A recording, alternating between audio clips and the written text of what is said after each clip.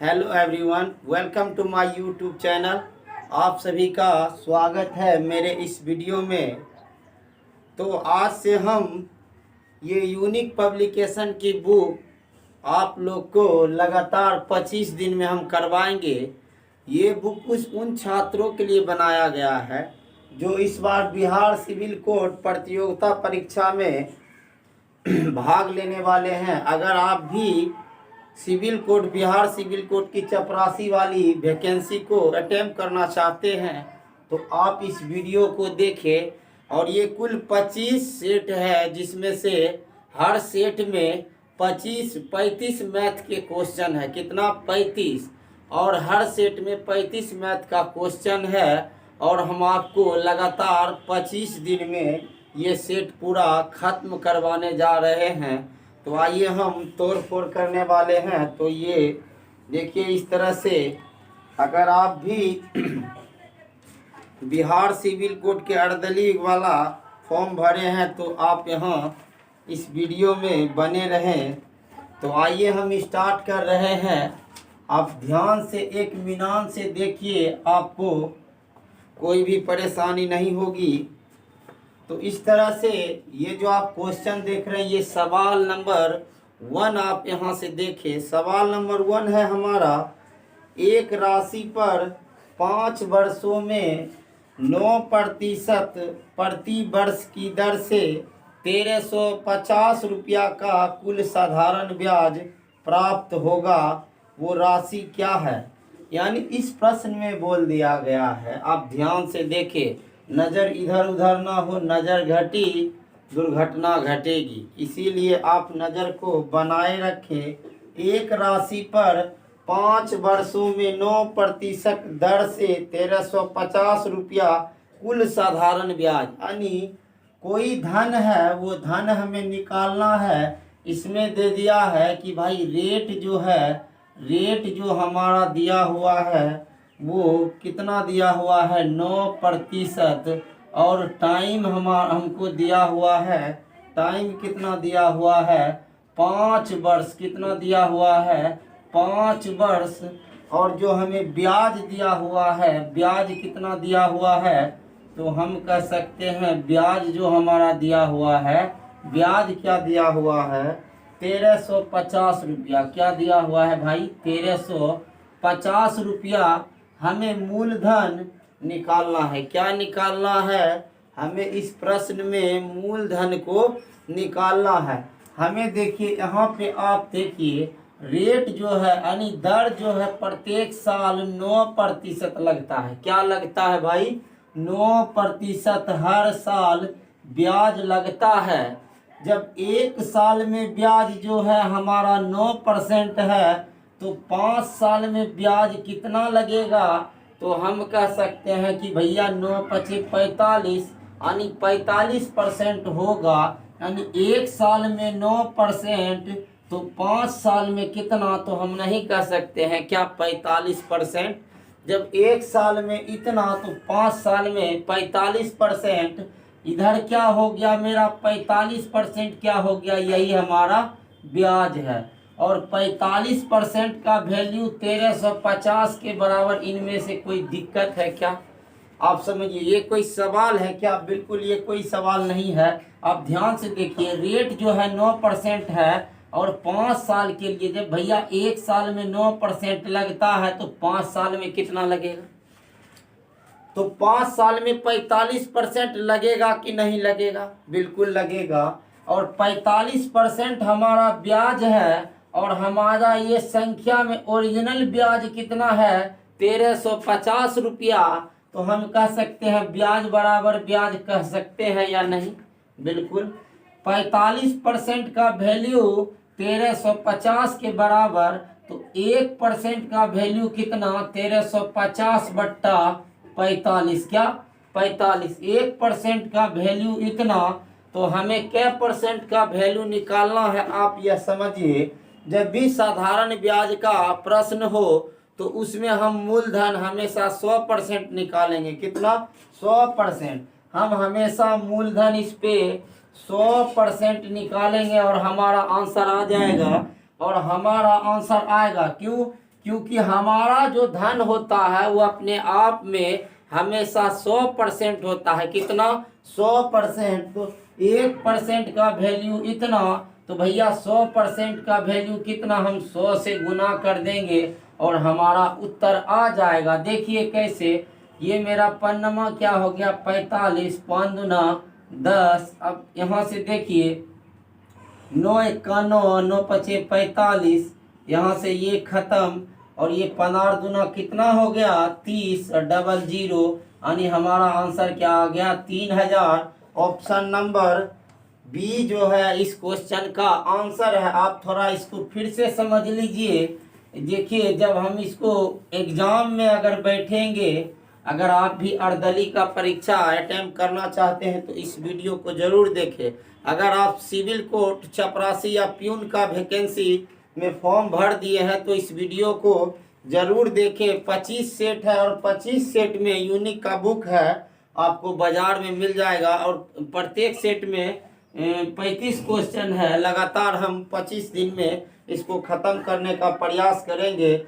जब रेट है 5%, तो 9% तो 5 साल में ब्याज कितना, 45%। 45% का वैल्यू इतना, तो 1% का वैल्यू कितना, इतना, तो 100% का कितना, ये यहाँ से हल कीजिए, हमारा आंसर आ जाएगा। आइए हम नेक्स्ट सवाल की ओर बढ़ते हैं। तो नेक्स्ट सवाल है मेरा, यदि विक्रय मूल्य सवाल है भाई, उस पुल की लंबाई जिसे एक 400 मीटर लंबे ट्रेन 60 किलोमीटर घंटा की गति से चलकर 36 सेकंड में पार करती है, तो निम्न में से क्या? उस पुल की लंबाई जिसे एक 400 मीटर लंबी ट्रेन 60 किलोमीटर की घंटा से गति से चलकर 36 सेकंड में पार करती है, तो पुल की लंबाई क्या होगी? पुल की लंबाई क्या होगी? तो आप देख लीजिए इस प्रश्न में, उस पुल की लंबाई, एक 400 मीटर का ट्रेन है। क्या है भाई? 400 मीटर का ट्रेन है। क्या है? 400 मीटर का ट्रेन है, लंबी ट्रेन है, 60 किलोमीटर के गति से चलकर 36 सेकेंड में पार कर जाती है, उस पुल को पार कर जाती है, तो पुल की लंबाई। अब सबसे पहले ये देखिए कि हमें लंबाई यानी दूरी निकालना है। क्या निकालना है? दूरी। तो दूरी बराबर क्या सूत्र होता है भाई? दूरी बराबर क्या होता है?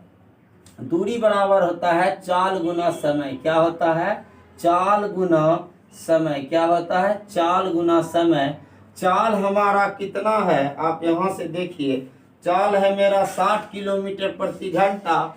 तो जब आप 60 किलोमीटर प्रति घंटा को मीटर पर सेकेंड में बदलिएगा, तो 60 गुना 5/18 करना पड़ेगा। क्या करना पड़ेगा? 5/18। अगर किलोमीटर में बदलना हो तो 18/5 से गुना करना पड़ेगा। अब देखिए, 3 दूना 6, ये हमारा खत्म, 3 छक कितना हो गया, 18।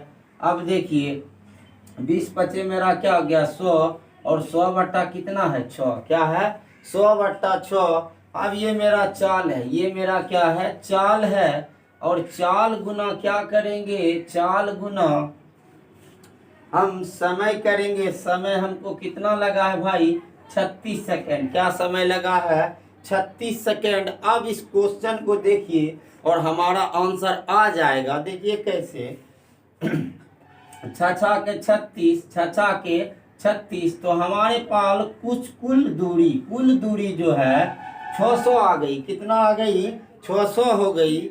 अब इसमें हमको देखना है कि ये 600 जो दूरी है भाई, ये 600 जो दूरी है, 600 जो दूरी है, ये 600 जिसमें ट्रेन के भी लंबाई है और पुल की भी लंबाई है। क्या है? इसमें ट्रेन की भी लंबाई है और इसमें पुल की भी लंबाई है। तो ट्रेन की लंबाई हमें दिया हुआ है 400 मीटर, तो पुल की लंबाई कितनी होगी? तो हम कह सकते हैं 200 मीटर। चलिए, ये क्वेश्चन आपका खत्म हुआ। कितना होगा? 200 मीटर होगा कि नहीं होगा? अब फिर से समझ लीजिए, दोबारा वीडियो देख लीजिए। आइए हम करते हैं नेक्स्ट सवाल।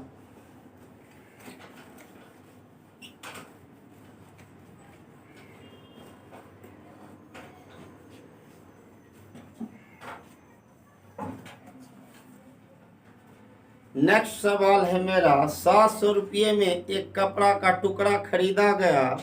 20 रुपये के एक टेलरिंग चार्ज के बाद 12.5% का लाभ प्राप्त करने के लिए इसे किस मूल्य पर बेचा जाना चाहिए? तो आप यहाँ से देख लीजिए, खरीदा तथा 20 रुपया का टेलरिंग। आप देखिए, कोई व्यक्ति है वो 700 रुपया में कोई कपड़ा खरीदता है। क्या करता है? 700 रुपया में ये कपड़ा खरीदता है और टेलर मशीन पे जाता है और 20 रुपया टेलर मशीन वाला को कपड़ा को कुछ करने में या कुछ सिलने में लगाया होगा और टेलरिंग मशीन पर इसको 20 रुपया खर्च हो जाता है। तो हमारा पूंजी जो है, कुल धन 720 रुपया हमारा क्या लग गया? पूंजी लग गया। वो क्या करता है? 700 रुपया में कपड़ा खरीदता है और 20 रुपया वो टेलर मशीन पे खर्चा करता है और उसके बाद वह क्या करता है? इस सामान को कोई कपड़ा व्यापारी है वो 700 रुपया में कपड़ा खरीदता है और 20 रुपया टेलर मशीन को कपड़ा को सिलने में देता है और इसे 12.5% का लाभ पर बेचना चाहता है। तो बताइए कि इसे किस मूल्य पर बेचा जाएगा? भाई, इसका 12.5% निकाल के इसमें ऐड कर दीजिए, या तो यहाँ से देखिए, आप यहाँ से क्या कीजिए, 112.5% का वैल्यू निकाल लीजिए, आपका आंसर आ जाएगा। क्या होगा? आपका आंसर आ जाएगा। देखिए, 0 से 0 खत्म, ये हमारा हो गया 5 दूना 10, 5 दूना 10, 5 दूना 10, 25 25, ये 5 दूना 10, ये मेरा क्या हो गया? 0। क्या हो गया? 0। 5 चौक 20, 25 25, 5 चौक 20। अब देखिए, 18 चौक 72, तो 18 गुना 45, 18 गुना 45 कीजिए, 8 25 40, बाकी का 4, 5 4 9, 8 चौक 32, बाकी कितना? 3, तो 4 3 क्या हो गया? 7, 0, 9 2 11, 9 2 11, 7 1 8, 810 रुपया। यही हमारे क्वेश्चन का राइट आंसर है। ऑप्शन नंबर सी देख लीजिए, यही आपका आंसर है। आइए हम कर रहे हैं नेक्स्ट सवाल।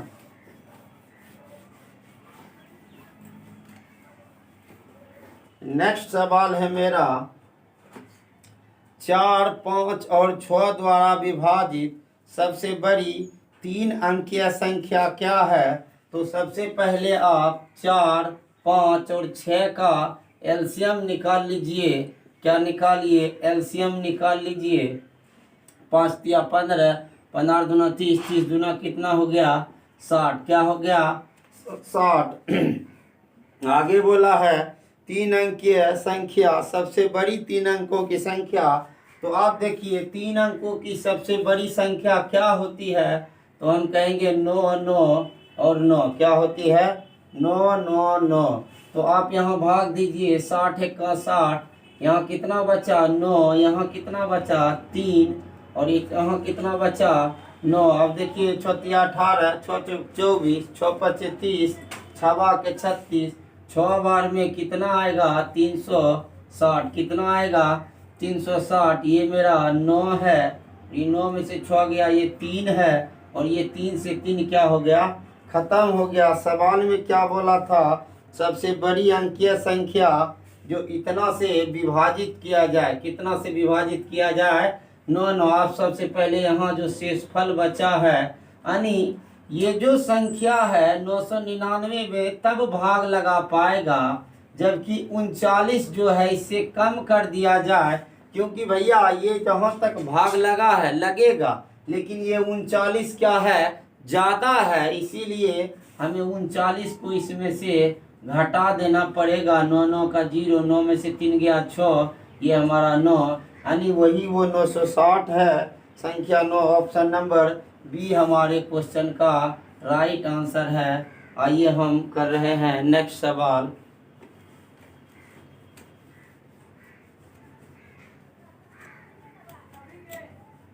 नेक्स्ट सवाल है मेरा, पी क्यू से दुगनी तेजी से कार्य करता है यदि क्यू 36 दिनों में। आप देखिए, पी क्यू से दुगनी तेजी से, यानी P जो है ये P है और ये Q है। P जो है भाई, P जो है Q से दुगनी तेज है। यानी P जो है Q से, Q को हमने 1 माना तो ये 2 का स्पीड होगा। यानी इसका इफिशियंसी क्षमता जो है 1 है और इसका इफिशियंसी क्षमता 2 है। यानी 1 घंटा में ये 1 काम कर सकता है और ये बंदा जो है 2 काम कर सकता है। आगे बढ़िए।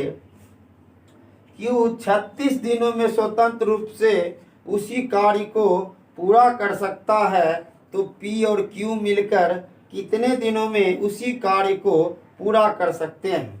अब यहाँ देखिए कि P जो है 1 दिन में 2 काम करता है, Q जो है 1 दिन में 1 काम करता है। इसमें से काम कुछ दिया हुआ है नहीं।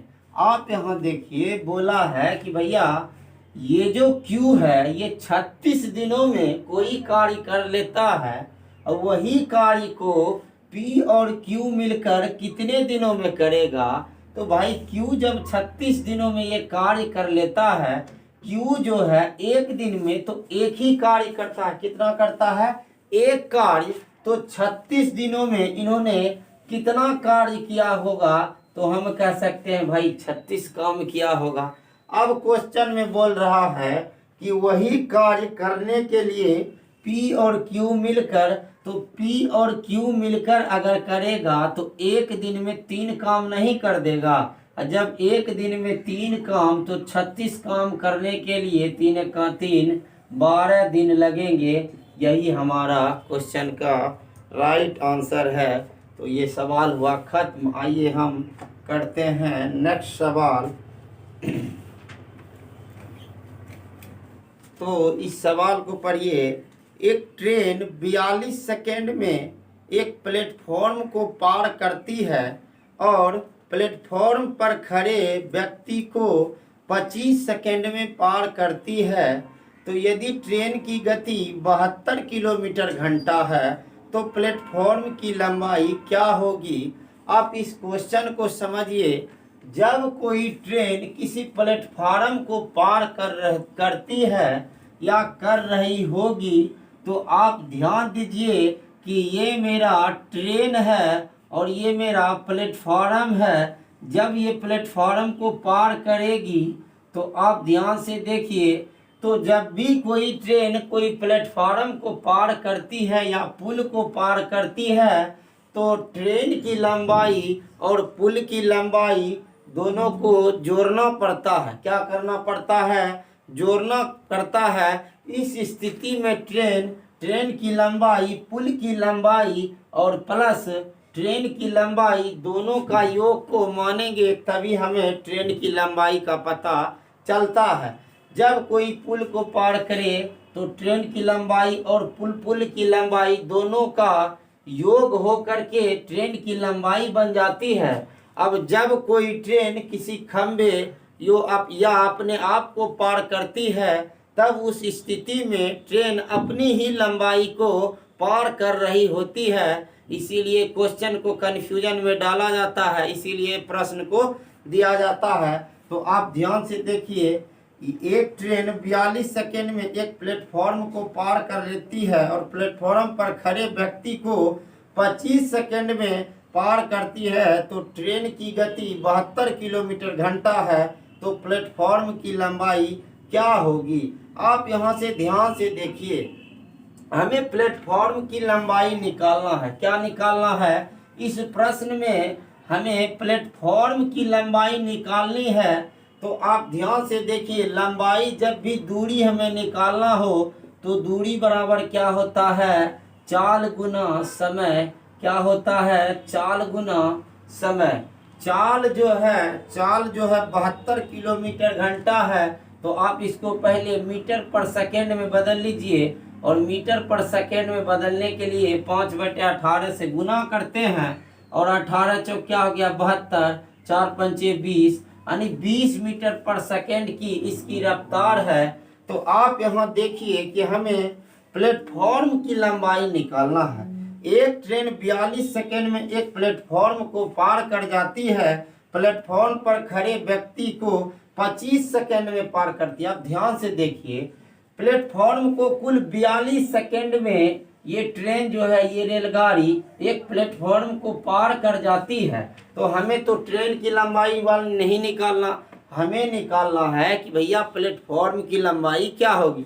तो प्लेटफॉर्म 42 सेकंड में एक ट्रेन जो है पूरा स्टेशन को पार कर रही है, लेकिन वो क्या बोला है कि 25 सेकंड में खुद को पार करती है। यानी 25 सेकंड में जो है ट्रेन, मैंने क्या बोला था कि भैया जब अपने को पार करे तो ट्रेन अपनी ही लंबाई को पार कर रही होती है। तो अपनी लंबाई को वह 25 सेकंड में पार करती है। तो हम कह सकते हैं पूरा कितना समय लगा है, 42 सेकंड, जिसमें 25 सेकंड जो है 12 में से 5 गया 7 और 3 में से 2 गया 1, यानी 25 तो एक व्यक्ति को पार करने में, अर्थात हम कह सकते हैं 25 सेकंड जो है ट्रेन अपनी ही लंबाई को पार कर रही होती है। यानी 25 सेकंड वो अपने लिए लगाता है, लेकिन पुल के लिए कितना लगाया होगा, तो हम कह सकते हैं 17 सेकंड। और पुल की ही लंबाई हमें निकालना है, तो ये हमारा हो गया राइट आंसर 340। खत्म। आइए करते हैं नेक्स्ट सवाल।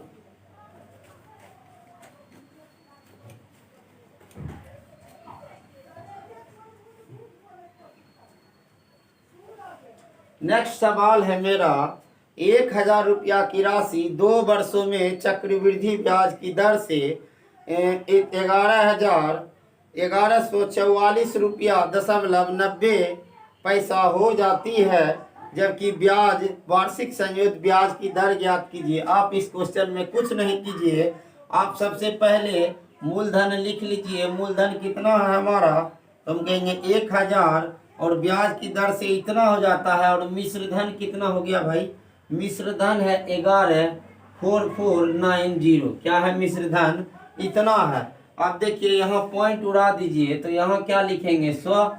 अब देखिए इस 100 को खत्म करने के लिए हम इसमें भी 100 से गुना और इसमें भी 100 से गुना, ये 100 खत्म हो गया। अब बात को हम आगे बढ़ा रहे हैं। आप यहाँ देखिए ये 0 से ये 0 खत्म, क्या हो गया भाई, ये 0 से ये 0 खत्म। अब आगे बढ़िए, 2 साल के लिए बोला है, कितना, 2 साल के लिए। जैसे ही 2 साल का बोला जाए तो आप समझ लीजिए इसका वर्गमूल निकाल दीजिए। क्या वर्गमूल, आप यहाँ देखिएगा तो इसका वर्गमूल कितना हो जाएगा 100, और इसका वर्गमूल अगर आप निकालना चाहे तो इसका वर्गमूल हो जाता है 107। क्या हो जाता है 107। यानी मेरा धन था 100 से कितना बढ़ गया 7, कितने पे 100 पे, और प्रतिशत निकालने के लिए 100 का गुना, 100 से 100 खत्म, यानी 7% ही हमारे क्वेश्चन का राइट आंसर है। आइए हम करते हैं नेक्स्ट सवाल।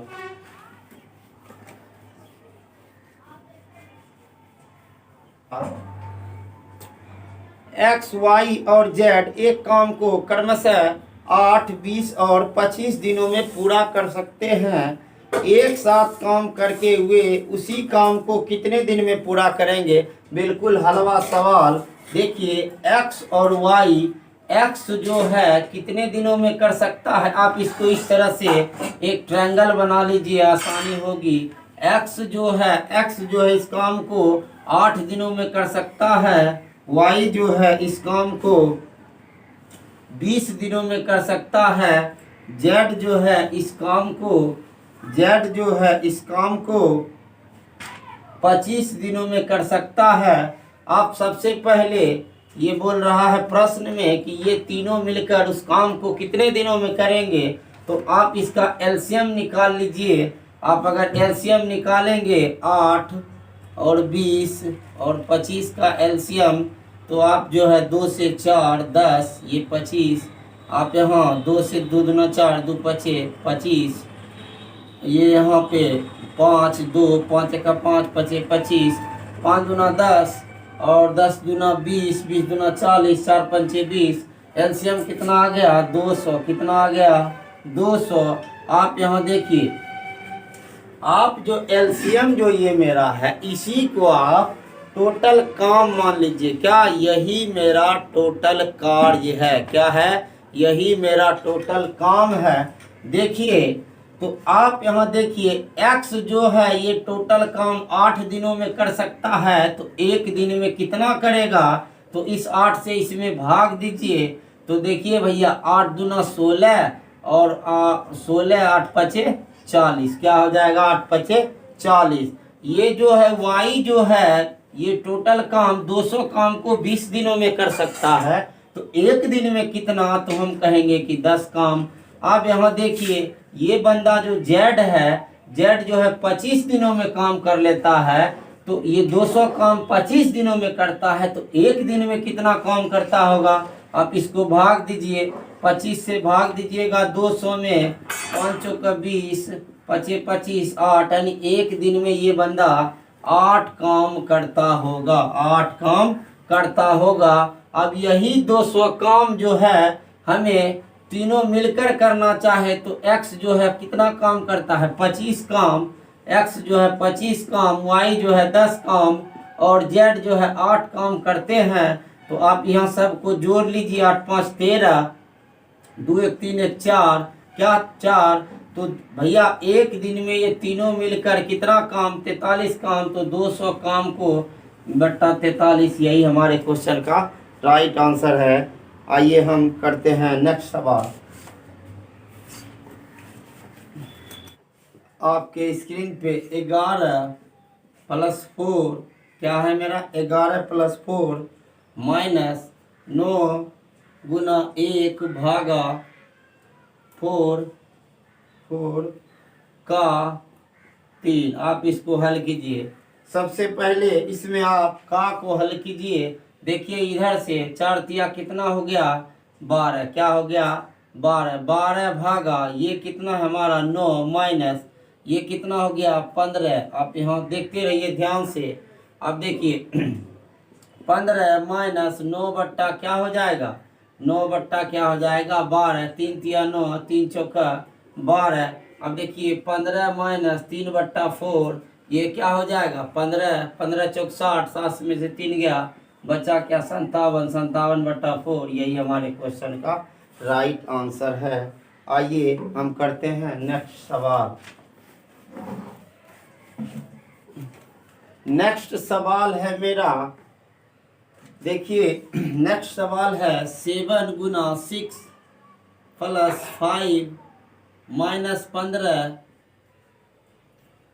भागा 4 + 6 भागा 3 -4 + 18 भागा 3। आप इस क्वेश्चन को हल कीजिए। ये आसान सा सवाल, बोर्ड मास का सवाल है। सबसे पहले आप ब्रैकेट को हल कीजिए। तो 7 चौक 42, 42 5 कितना हो जाएगा 47, 47 में से 15 को घटाइए, 7 में से 5 गया 2, 4 में से गया 3, ये मेरा कितना हो गया यहाँ पे 32, क्या हो गया 32। आप यहाँ से देख लीजिए 3 चौक ये मेरा क्या हो गया 18, 18 क्या हो गया 18। तो सबसे पहले आप यहाँ 6 को लिख लीजिए, 6 हुआ ये मेरा। आप सबसे पहले यहाँ देखिए ये मेरा प्लस है, क्या है प्लस है, लास्ट में प्लस ही था, क्या प्लस है, हाँ प्लस है।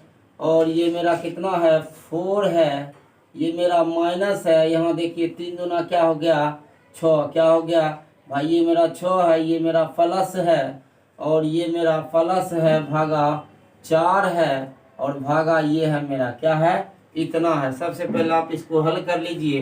तो ये क्या हो जाएगा 4 8 32 प्लस, आप देखिए यहाँ से 2 -4 + 6, आप प्लस वाला देखिए 8 2 10, 10 6 10 6 16, 16 में से 4 गया, बचा कितना 12। यही हमारे क्वेश्चन का राइट आंसर है। आइए हम करते हैं नेक्स्ट सवाल। और क्वेश्चन है हमारा, दो संख्याएं a और b है, a तथा b, तीसरी संख्या c है। क्वेश्चन को आप ध्यान से देखिए, क्या बोला है कि भैया 3 संख्या है, पहला संख्या a है, दूसरा b है और तीसरा c है। अब क्या बोला है देखिए, क्रमशः 80% और 50% अधिक है। a तथा b तीसरी संख्या से कितना 80%, और तीसरी संख्या को हमने मान लिया कि 100 है, और तीसरी संख्या से जो है पहली संख्या 80% अधिक है, यानी हम कह दें कि ये 180 है, और दूसरी संख्या जो है 50% अधिक है, तो हमने कह दिया ये संख्या कितनी है, तो हमने कह दिया भाई 150 है। क्या है? 150 है, क्योंकि इससे 50 अधिक है। अब आगे बोला है ए तथा बी का अनुपात कितना होगा, तो आप देख लीजिए, इसी का ना हम अनुपात पूछ रहा है जी। देखिए 0 से 0 खत्म, 3 छक 18, 3 पचे 15, यानी 6:5। यही हमारे क्वेश्चन का राइट आंसर है। आइए हम करते हैं नेक्स्ट सवाल।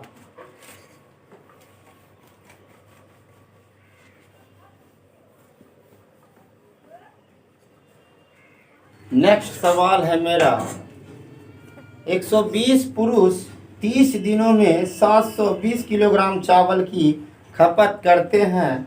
90 पुरुष कितने दिनों में 270 किलोग्राम की खपत कर सकते हैं। आसान सा सवाल है। आप इस सवाल को फॉर्मूला बेस्ड सवाल है। देखिए 120 पुरुष, यानी पुरुष को हमने ऊपर लिखा, जो लेबर है उसको हमने ऊपर लिखा, दिन को भी आप ऊपर लिखिए, और जो भी वो कार्य कर रहा है उसको आप नीचा लिखिए। तो काम क्या कर रहा है, 720 किलो चावल की खपत कर देता है, ये काम हुआ। देखिए लेबर ऊपर में लिखिए, दिन को ऊपर में लिखिए, पैसा और जो काम होगा वो नीचे लिखिए, और सब को आप ऊपर लिख दीजिए। आइए अब आगे क्या बोला है कि भैया 90 पुरुष ऊपर लिखा, और कितने दिनों में, तो हमने x माना। कितना चावल है भाई, 270। कितना है, 270 किलोग्राम की खपत कितने दिनों में, पुरुष कितने दिनों में 270 खपत करेंगे, कितने दिनों में, तो दिन को हमने x मान लिया। आप देखिए यहाँ से 0 से 0 खत्म, 3 नमा कितना हो गया, 27, 3 तिया कितना हो गया, 9। क्या हो गया, 3 तिया 9। अब फिर से देखिए यहाँ पे 30 से ये 30 खत्म हो गया। अब फिर से देखिए 9 8 72 हो गया। अब देखिए 4 दूना 8, 4 तिया 12, क्या हो गया 15 ही हमारे क्वेश्चन का राइट आंसर है। आइए करते हैं नेक्स्ट सवाल।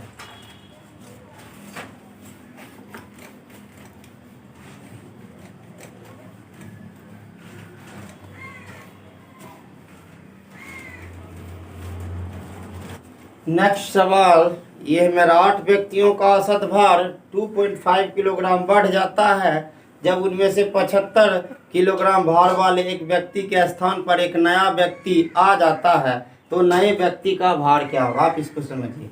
अब देखिए 75 किलोग्राम व्यक्ति वो क्या होता है, चला जाता है, और उसके जगह पर क्या आ जाता है भैया, ये 2.5 कितने लोगों में 8। आप इसको हल कर लीजिए, ये शॉर्ट तरीका है, सबसे बेस्ट तरीका, आपका आंसर आएगा। देखिए 8 पचे 40, बाकी का 4, और 8 दूना 16, 16 4 20, ये पॉइंट हमने रहने दिया। आप इसको जोड़ लीजिए, 95, यही आपका राइट आंसर है। आइए हम करते हैं नेक्स्ट सवाल।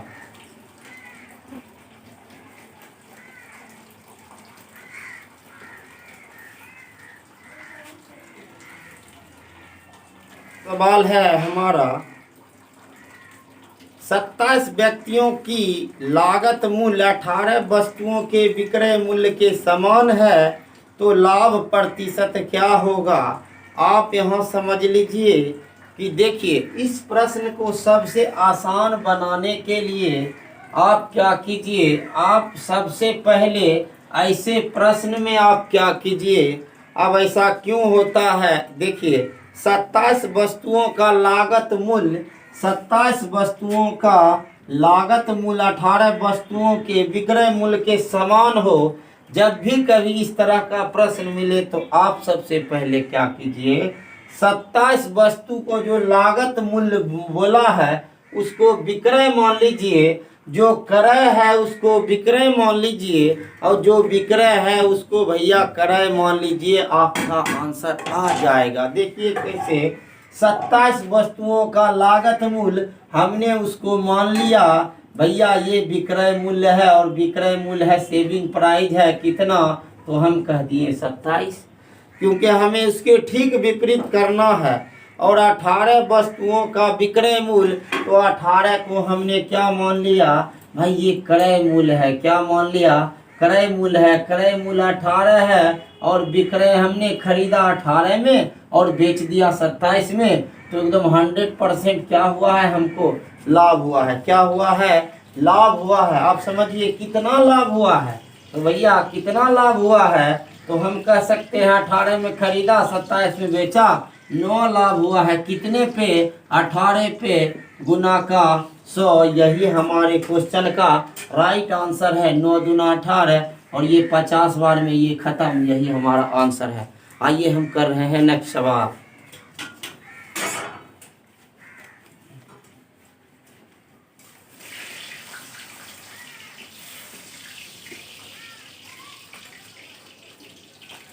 नेक्स्ट सवाल है मेरा 27 वस्तुओं एक कॉलेज में लड़कों और लड़कियों की संख्या का अनुपात 6:7 है। यदि लड़कों और लड़कियों की संख्या में प्रतिशत वृद्धि 20 और 10% है तो नया अनुपात क्या होगा। अब देखिए इस क्वेश्चन में आप सबसे पहले लड़कों और लड़कियों, ये मेरा बॉय है और ये मेरा गर्ल है। क्या है, गर्ल है और ये मेरा बॉय है। बॉय कितना दिया हुआ है भाई, बॉय कितना दिया हुआ है, तो हम कहेंगे 6 अनुपात और लड़की कितना, गर्ल्स कितना 7।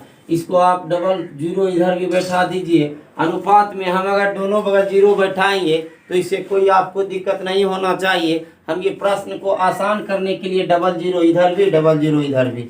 अब आगे क्या बोला है, प्रतिशत वृद्धि। पहले क्या कर दिया कि इसमें बोल रहा भैया 20% की वृद्धि, क्या करना पड़ेगा, 20% की वृद्धि। और आगे बोला है इसमें 10% की वृद्धि। कितना प्रतिशत की वृद्धि, 10% की वृद्धि करनी पड़े तो आप इसका जो है नया अनुपात निकालिए। अब देखिए यहाँ से थोड़ा आप दिमाग लगाना, आपको बस यहाँ कुछ नहीं लिखना, आंसर आएगा। देखिए कैसे, जब भी आप कोई भी संख्या का 10% निकालें, अगर हमें कोई भी संख्या का 10% निकालना हो तो सबसे पहले एक अंक छोड़ के यहाँ पॉइंट मार दीजिए।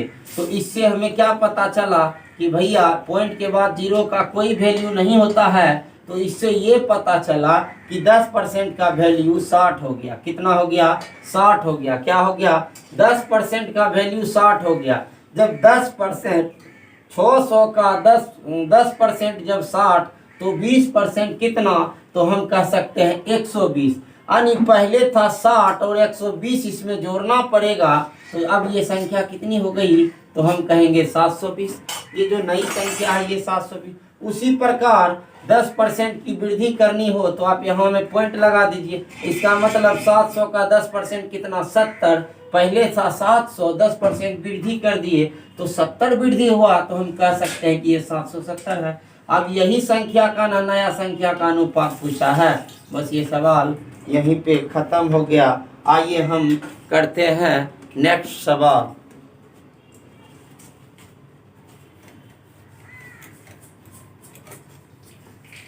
नेक्स्ट सवाल है मेरा 400 मीटर लंबी एक ट्रेन 20 सेकेंड में एक पोल को से गुजरती है तो ट्रेन की गति क्या होगी।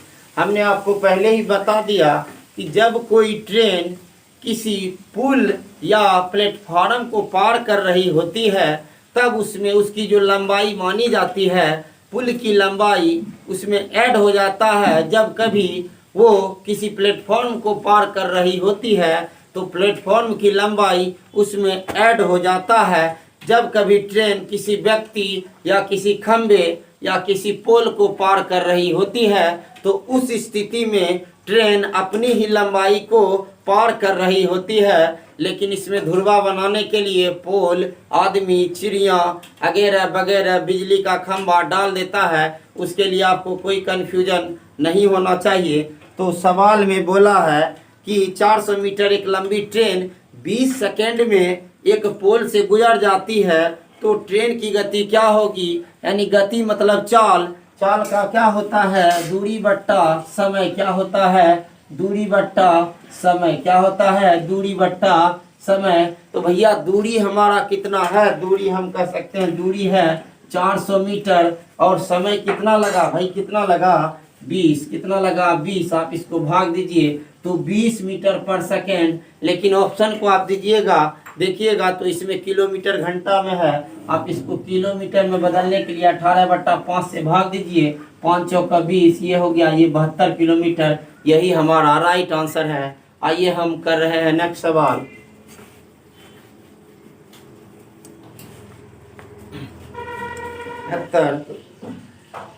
ए और बी क्रमशः 40 दिनों में 16 दिनों में एक कार्य को पूरा कर सकते हैं। ए ने अकेले कार्य शुरू किया और फिर 12 दिनों के बाद बी ने कार्य पूरा होने तक ए के साथ काम किया, तो बी के कार्य में शामिल होने के बाद कार्य कितना तक चला। ध्यान से देखिए, आप इस सवाल को देखिए, यहाँ पे आप ए है और ये मेरा बी है।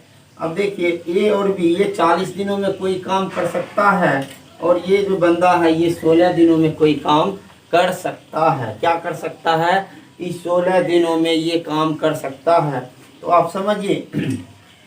अब देखिए सबसे पहले इसका एलसीएम निकालिए, तो 40 दूना 80, 16 85। आप देखिए इसका एलसीएम हमने 80 मान लिया, तो भैया यही वो काम है जो इतना दिनों में ये करता है, इतना दिनों में ये करता है।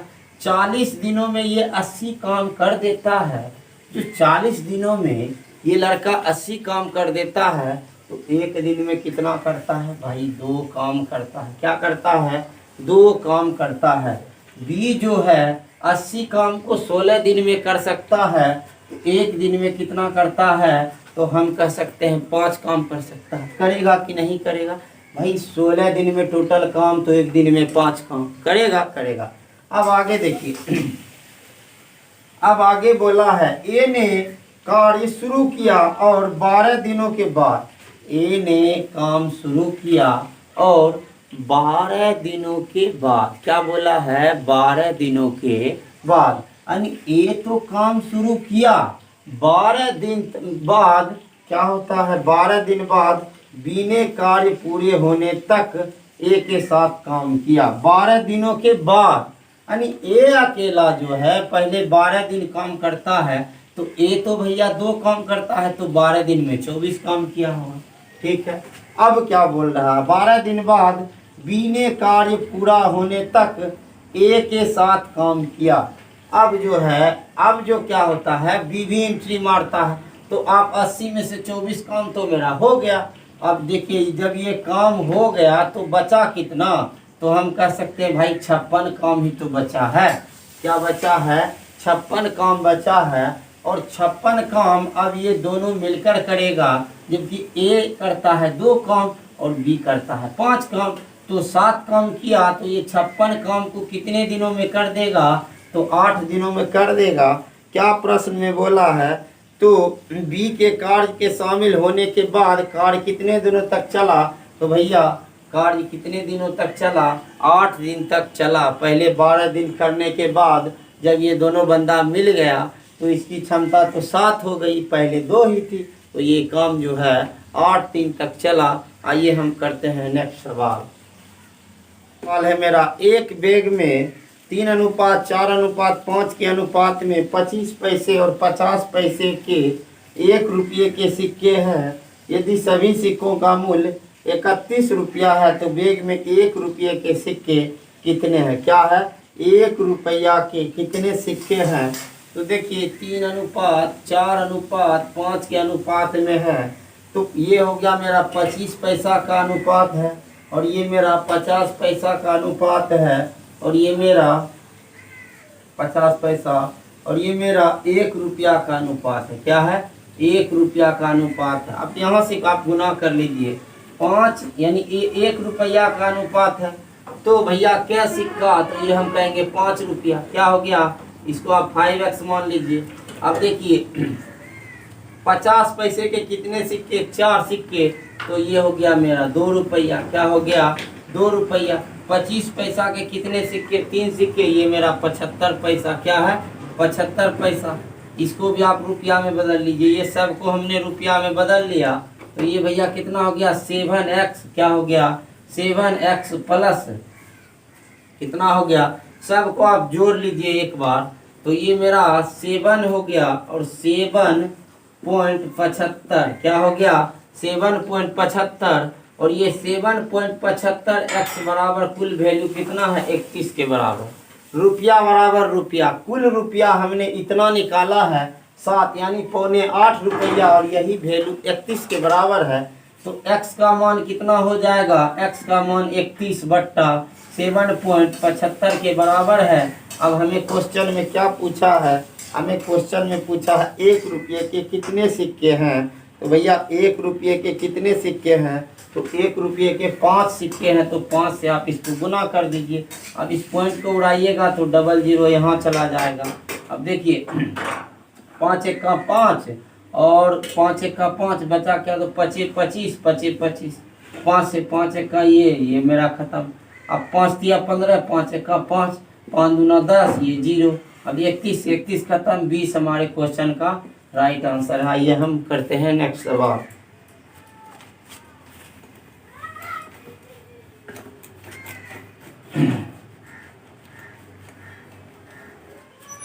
नेक्स्ट सवाल है मेरा, एक राशि 2 वर्षों में 720 रुपया और 3 वर्षों में 792 रुपया हो जाती है, तो ब्याज की वार्षिक संयोजित होता है, ब्याज की वार्षिक दर क्या कीजिए। अब देखिए 2 वर्षों में कितना हो जाती है, 2 वर्षों में 720 हो जाती है और 3 वर्षों में 792 हो जाती है। देखिए 1 साल में कितना बढ़ा, तो हम कह सकते हैं 1 साल में कितना बढ़ा, तो आप देखिए 2, 9 में से 2 गया तो 7, 7 में से 72 रुपया कितना बढ़ा, 72।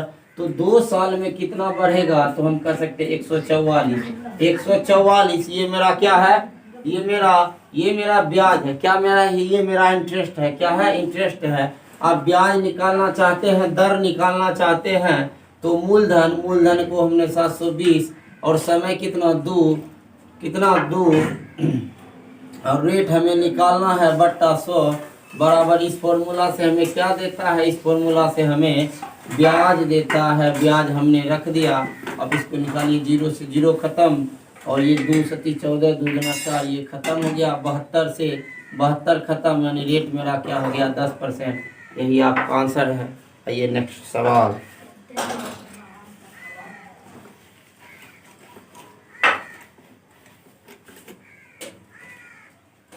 सवाल है मेरा, चावल के मूल्य में 20% की छूट मिलने से x 100 रुपया में 5 किलोग्राम चावल और खरीद सकता है, तो चावल का प्रति किलो घंटा घटा हुआ मूल्य क्या होगा।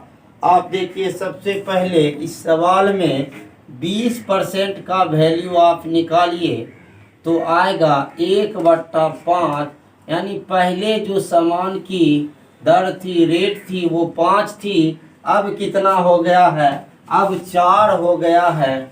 कितना हो गया है, 4 हो गया है। आप यहाँ ध्यान से देखिए, इस सवाल में 20% की छूट दी, यानी पहले जो रेट था वो 5 था, अब ये 4 हो गया है। तो भैया ये जो रेट कम होने से सामान हमें ज़्यादा मिलेगा। आप यहाँ इसको 4 देखिए, क्या देखिए 4, अब क्या 5। अब देखिए इसका मतलब ये हुआ कि हम इसके ठीक विपरीत कर देने से जब रेट कम जाती है तो सामान हमें ज़्यादा लेना पड़ता है। देखिए 4 जब था, पहले क्या थी 4, अब कितना मिल रहा है 5। पहले हमें मिलती थी 4 kg, अब कितना मिल रहा है 5 kg, यानी दोनों में अंतर कितना, तो हम कहेंगे 1 का अंतर है। कितना का अंतर है, 1। और यही वैल्यू बोला है कि 5 किलो अधिक, यहाँ कितना अधिक, 1 अधिक। वहाँ कितना अधिक, 5 अधिक, यानी 1 का वैल्यू 5 तो 4 का वैल्यू 20 हम कह सकते हैं, और इसका वैल्यू कितना 25, क्या 25, यानी पहले 20 मिलता था अब 25 मिलता है। अब ध्यान से देखिए, पहले 20 था अब ये 25 मिलता है। क्या बोल रहा था प्रश्न में कि 100 रुपया में अधिक मिलता था, अधिक कि 20 किलो चावल जो है भाई, 20 किलो चावल हमें जो पहले मिलता था वो 100 रुपया में मिलता था, तो 1 किलो चावल कितना कितना में मिलेगा, 1 किलो चावल 5 रुपया में मिलेगा। क्या रुपया में, 5 रुपया में। अब जो है 25 किलो चावल मिलने लगा है क्योंकि रेट कम गया था। अब ये 25 किलो चावल 25 किलो चावल 100 रुपया में, तो रेट इसका कितना है 4, तो भैया घटा हुआ मूल हमारा कितना हुआ 4। यही हमारे क्वेश्चन का राइट आंसर है। फिर से आप समझ लीजिए इस प्रश्न को।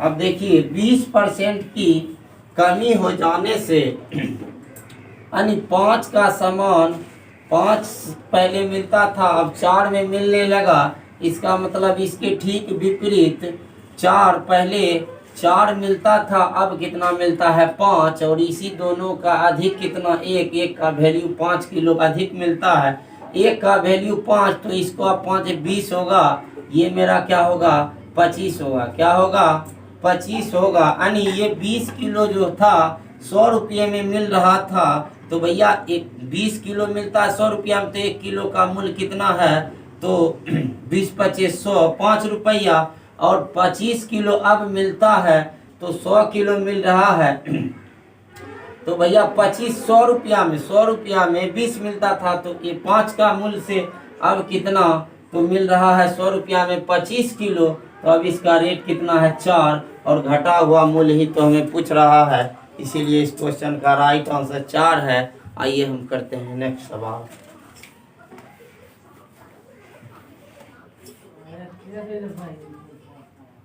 नेक्स्ट सवाल है मेरा, एक वस्तु को 4000 में बेचा गया था, अगर 10% की छूट दी जाती होती तो लाभ 20% होता, तो वस्तु का लागत मूल्य। जब भी कभी डिस्काउंट आपको डिस्काउंट दिया हो यानी छूट दिया हो और लाभ दिया हो, तो आप यहाँ MP बट्टा CP का फॉर्मूला लगाइए। अब देखिए 10% का छूट CP बट्टा MP वाला फॉर्मूला या MP बट्टा CP कुछ भी इसको मान लीजिए, कोई फर्क नहीं पड़ता है। देखिए 10% की छूट क्या हुई, 10% की छूट तो आप यहाँ 90 लिखिए, और 20% का लाभ होता है तो आप यहाँ 120 लिखिए, 0 से 0 खत्म, 3 तिया 9, 3 चौक 12, आप इसको CP मान लीजिए, और ये मेरा MP है यानी मार्क्स प्राइस है, हम कह सकते हैं कि अंकित मूल्य है।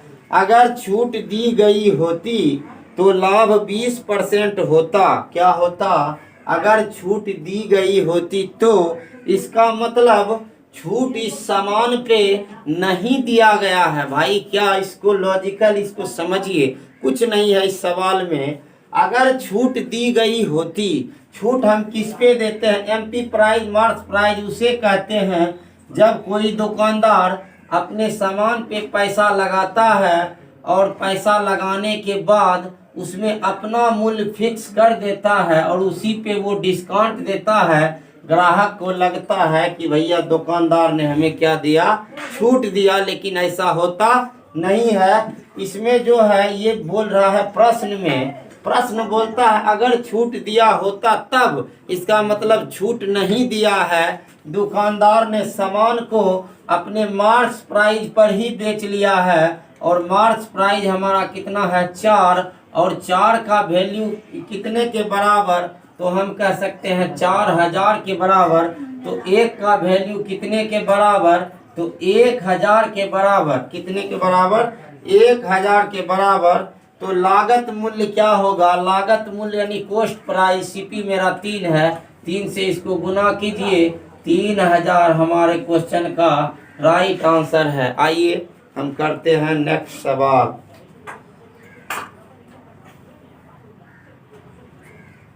नेक्स्ट